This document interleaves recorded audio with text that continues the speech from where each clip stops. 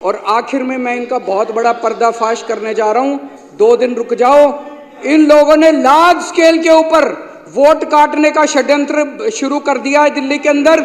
मेरे पास सबूत आ गए, मेरे पास गवाह आ गए। तुम्हारी पोल खोलूंगा, पूरे देश के सामने पोल खोलूंगा और पूरे देश को बताऊंगा कि कैसे तुम महाराष्ट्र चुनाव जीते, कैसे तुम हरियाणा चुनाव जीते और किस तरह से तुम चुनाव जीतते हो।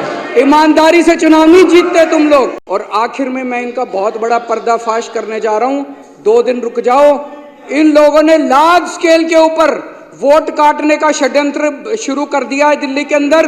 मेरे पास सबूत आ गए, मेरे पास गवाह आ गए। तुम्हारी पोल खोलूंगा, पूरे देश के सामने पोल खोलूंगा और पूरे देश को बताऊंगा कि कैसे तुम महाराष्ट्र चुनाव जीते, कैसे तुम हरियाणा चुनाव जीते और किस तरह से तुम चुनाव जीतते हो। ईमानदारी से चुनाव नहीं जीतते तुम लोग। और आखिर में मैं इनका बहुत बड़ा पर्दाफाश करने जा रहा हूं। 2 दिन रुक जाओ। इन लोगों ने लार्ज स्केल के ऊपर वोट काटने का षड्यंत्र शुरू कर दिया है दिल्ली के अंदर।